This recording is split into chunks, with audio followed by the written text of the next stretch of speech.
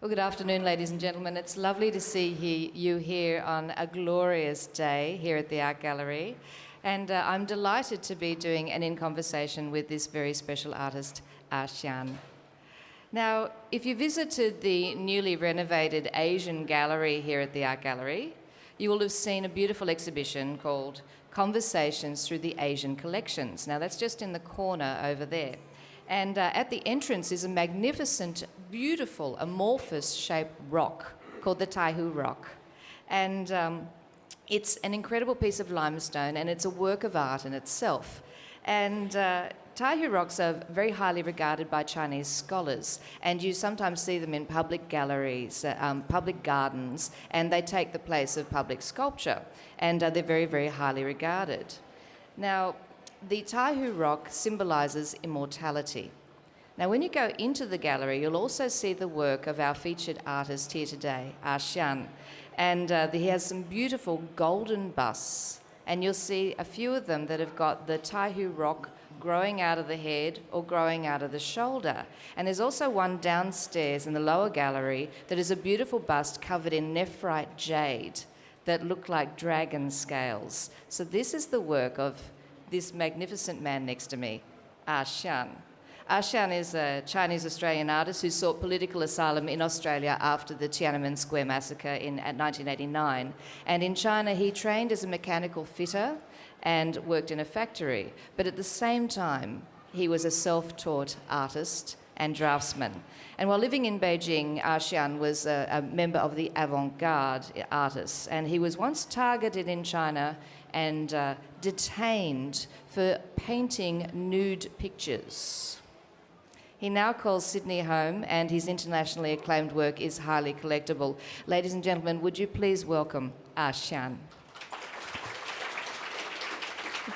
Thank you. Now, Ah Xian, the figure has been the focus of your work for the last 30 years, but you're best known for your busts. The pure, mysterious, beautiful, peaceful busts made from porcelain or cement or bronze, decorated with jade, cloisonné, lacquer, and designs that we'd usually find on vessels from the Ming dynasty. There's a serenity about this work, but I want to know who are the sitters that are the basis for the form of these busts? The most of the sitters I used, they are ordinary people. Many of them are even strangers. I don't really do anything onto someone if he or she is famous or as a celebrity. It's in a way to emphasize people as human beings, as every day we are normal, we are living around. Everybody got a special, how to say? Quality? Personality and Yeah. quality. Yeah, Yeah. thank you. So that's my efforts to promote people, ourselves, rather celebrities. That's lovely, isn't it? Isn't that refreshing? Because every magazine that we open is full of celebrity. Who's wearing what they're wearing, and ordinary people. There is nothing like, what's that called, portraiture exhibition here. Yeah. The Archibald, something like that. The Archibald exhibition is mostly focused on the subject who is famous, known. yeah, or Yeah. achieved in some area, or specialized. But in my practice, I rather choose the other direction. Yeah. That's quite beautiful. Ordinary people, because it's rather beautiful in itself, because we look at the busts, and in Roman times you had emperors and saints immortalized in marble or in bronze, or composers that are dotted around the Paris Opera with their fabulous bust. Or even here in Sydney, you know, we've got the statue, little bust of Lloyd Rees outside Sydney Town Hall, or explorers or whatever. Arthur Phillip down at Circular Quay. No longer the realm of celebrity or royalty. We have Ah Xian's beautiful anonymous people. Now, I'm intrigued by the process of how you make the works. How do you create the casts from real people? Yeah, I don't make model by hand, but do copy from life with plaster of bandages. That's the material we use when someone broken his bone or something. Yeah, so just classic plaster of Paris. Yes. In that way, I make a shell-like mold, set of molds first, and then to make a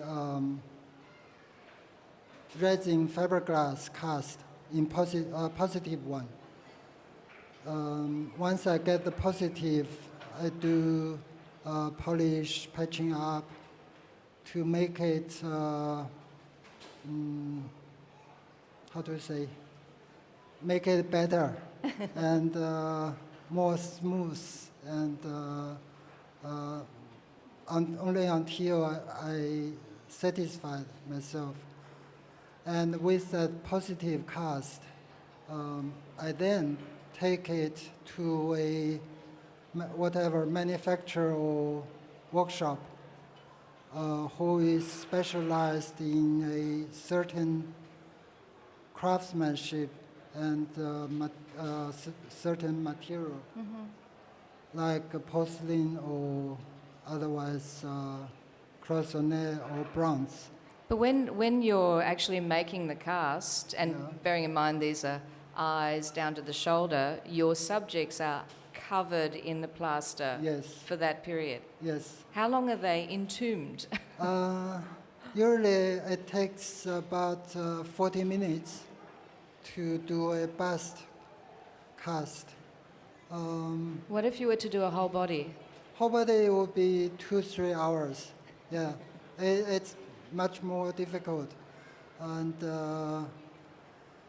require the sitter to be strong physically, really, and both also mentally have to be strong.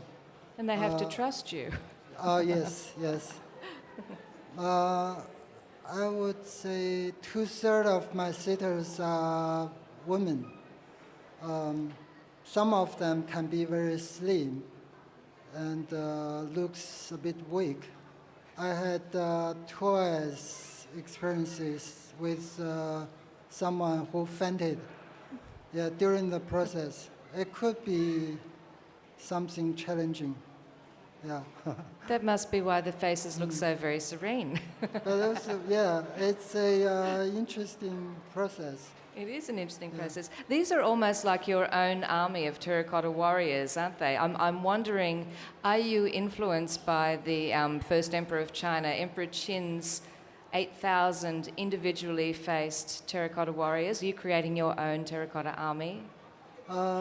Yes, I wouldn't deny on that. I've seen the Terracotta Warriors on site many years, some 35 years ago. Yeah, long time ago. And I felt stunned. And it took me long time to, to reflect. Yes. What I had seen and what the whole site, the energy deposited, it's really offered me lots of, Inspiration? inspiration Yes. as well as energy, power. Yeah. The figures that you create are very still and tranquil, and they have closed eyes and they have closed mouths. Is this a comment on freedom of speech or censorship, or is it like a death mask? What is your intention? Actually, I didn't think in that way that much political themes myself, but I wouldn't stop if people do. I always think a good artwork, it can be widely understood and also can be widely, how to say, described. Yes, so really... Whatever the way you see it, you read into it, that's fine. People are all different. We have different education, different living experiences as well. So. So while it may be okay for everybody to read into it what they will, what do you want them to see? What's your intention? In my idea, I'd rather see my works more serene, peaceful, tranquil, something in a positive side. Rather, some people say your theater or your sculpture are all stayed in a dark side, since their eyes are shut, and it seems a little bit sadness remain. But in my idea, it's rather in a meditative state, but not really something like a death mask in Western tradition. Yes, so Yeah. much more positive than that. Do Yeah. you think that the artworks are so very peaceful because that's a contrast to the very turbulent life that you left behind in China? Sorry, I Do you didn't think get that, the that last- you made them very, very serene and peaceful and calm looking with their closed eyes and closed mouths? Is that a contrast to the life that you had in China? Because it was a difficult, turbulent time when you left? I would say yes and no. The living I had in China some 30 years ago, in those years, the living was much quieter, much slower. Although the political pressure was there all the time, even up to today. But on the other side, the daily material living or daily ordinary living was much more, how to say, I would say peaceful than now. These days in China, it's more busier and people struggle more to get ahead, or otherwise just basically earn their living for their everyday life. It's good and bad. I wouldn't say China should stay at 20, 30 years ago. It's moved up, both politically and in economic sense. Yeah, it has changed a great deal. Yeah. Now, you've come a very long way from your very first experiments in the early 1990s, where I think you were at home one day and you decided you were going to make a cast of your own body, and you got into a little bit of trouble doing that. Yes. Can you tell us what happened with your first experiment? That was in early 90s. After I had my idea of doing live body cast. But at that time, I had no idea at all how to do the process technically.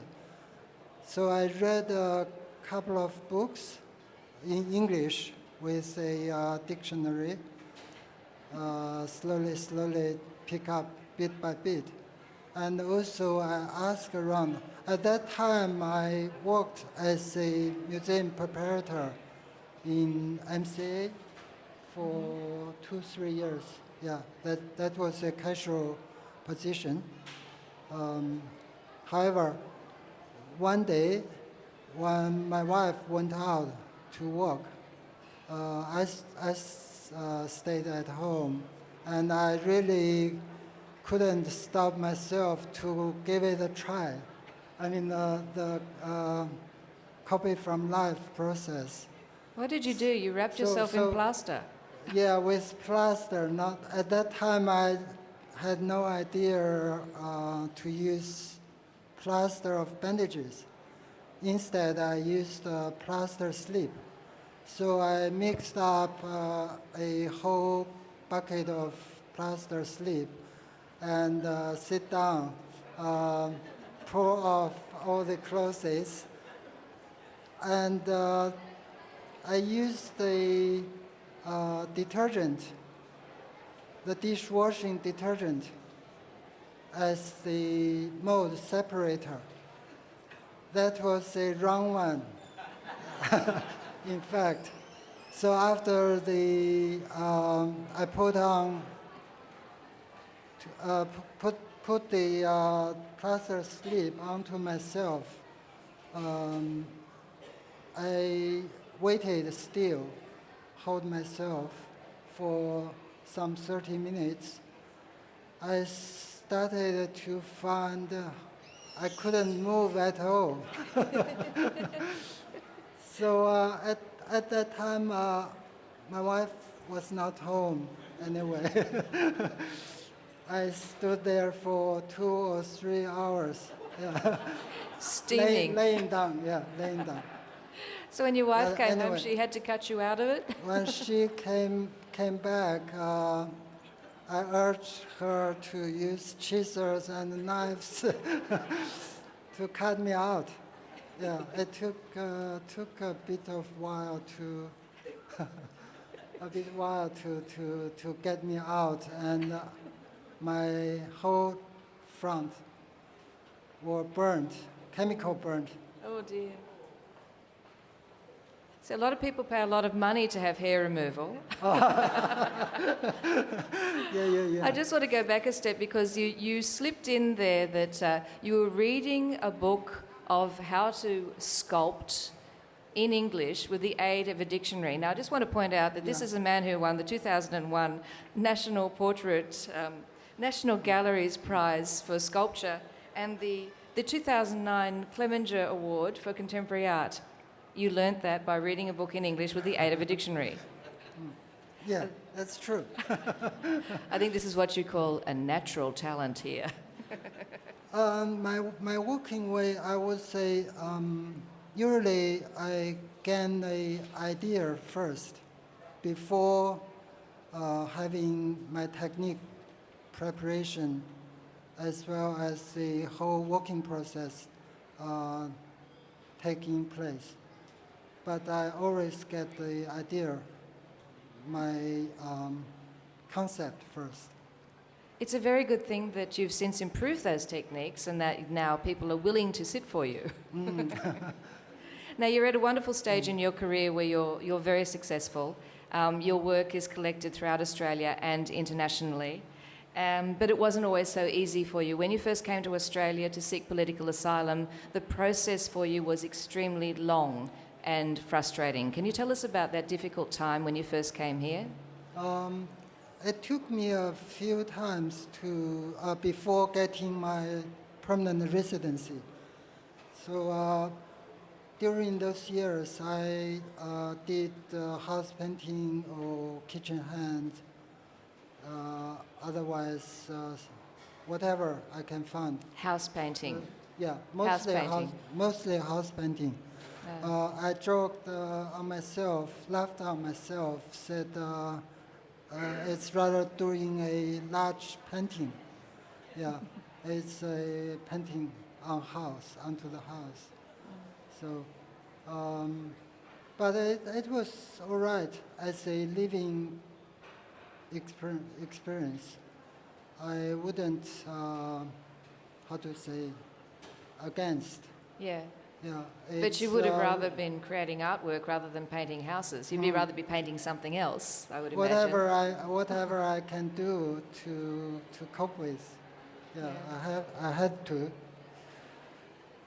But otherwise, living was peaceful. Although physically, I have to cope with everyday living, of course. With my family, we had first child around that time. Yeah, It took 5 years to get your residency. yeah, That's a long time to wait. yeah. And during those years, I also was not able to travel anywhere.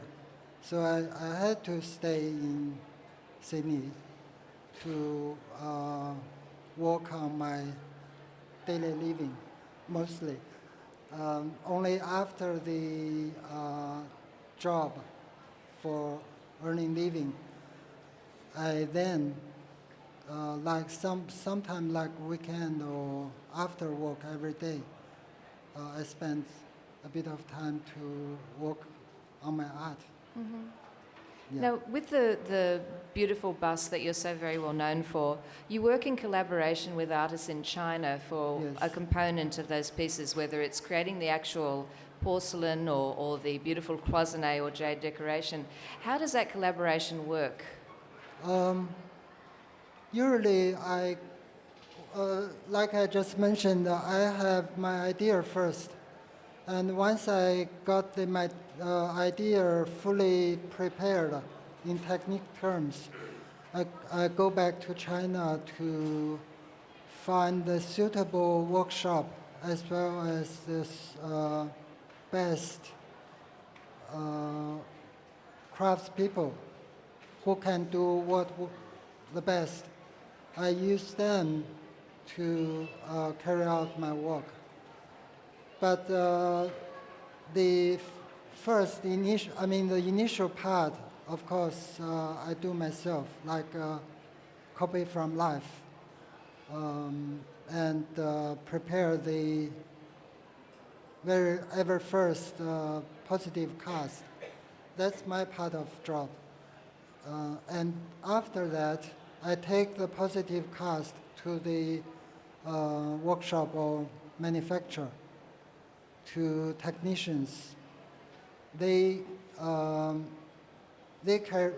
me to carry out the rest part of the work making. In that way, I always supervise. Yeah, to tell them what I really want. And let To them- secure the whole process go to not turn wrong. Yeah. You're using traditional techniques that are centuries old. Is it your way of reviving the arts that disappeared during the Cultural Revolution by reviving these traditional arts in your work? Is that a comment? Yes, that's part of my efforts. Back in China, many of this craftsmanship seems dying out. Many of them, like people working in the area, in the field, they complain when I worked with them. They complain it's increasingly difficult to earn their living, become harder and harder. In my understanding, the products of those specialized, in China, those kind of craftsmanship are really specialized, like porcelain, cloisonne, and carved lacquer, those type of things. But they were mass produced. Too many, too lot. So in a way, were made. you're taking those beautiful traditional arts, which you started seeing flooding markets, and then turning them back into the amazing crafts that they were. Yeah. It has to be in this way to make those handwork alive again. Yeah. But otherwise, it's like a roadside store. You can see full of porcelains in very cheap prices. Something like $10, $20, you can get a vase. Looks good. But nothing like yours. Nothing really, but nothing really artistic. No. Yeah, that's the point. So that could be why they were dying out. So there has to be some way, someone, somehow, to stop this situation and revive, if possible. I think you're doing an admirable job in taking them back to the level of high art. Now, the National Portrait Gallery gave you your very first commission, which was a bust of the famed paediatrician Dr. John Yu. And the resulting piece was a beautiful celadon glazed bust with little glazed children climbing all over him, a little bit like the traditional portraits of Buddha that had children climbing over Buddha. Was Dr. John Yu prepared for your process of wrapping him in glad wrap and sticking straws up his nose to create the cast? We were introduced each other beforehand, of course, and we had a very nice chatting for a couple of times. That was in year 2002. The National Portrait Gallery commissioned me for that particular job. That was the ever first public commission. I answered yes. So since like I mentioned, I don't really want to do anyone who is a celebrity. So Russell Crowe, if he approached you, the answer's no? Possible, more likely. But as a ordinary people, I would accept whoever is willing to sit for me. Yeah, I really enjoy working with the process with my hands. Yeah. And maybe keeping it real with ordinary people. Yes. Ah Xian's beautiful serene busts have been evolving over the years, and we've seen their very peaceful faces with their private thoughts in cloisonné, in jade, in cement, and now in bronze, covered in gold leaf with a rock growing out of their head. And you may have seen on your seat a little brochure that had an image of one of the pieces, and that piece is called Evolution Aura 13, the Taihu Rock 1, and the Art Gallery Society of New South Wales is their tradition over 60 years to try and purchase new pieces for the gallery, and that is one of the pieces that the gallery is trying to add to its very, very important collection, and it is a very significant piece. So just remember, it is your gallery, and there are many, many ways in which you can contribute. So when you leave today, I want you to, if you haven't seen Ah Xian's work in the flesh, to have a look in the contemporary Asian art gallery collection and have a look at one of the pieces. And you're going to take away an image of Ah Xian's peaceful works with their calm aura and their closed eyes. Now think about it. Why do we close our eyes when we pray? Why do we close our eyes when we cry or when we dream? Why do we close our eyes when we kiss? Because we know that the most beautiful things in life are not seen, but felt by the heart. Ah Xian's work comes from the heart. And if we all just stopped and closed our eyes, we closed our mouths and stopped contributing to the clatter and the noise that's around us in every day, that we might find the tranquility and the peace that emanates from this beautiful man's work.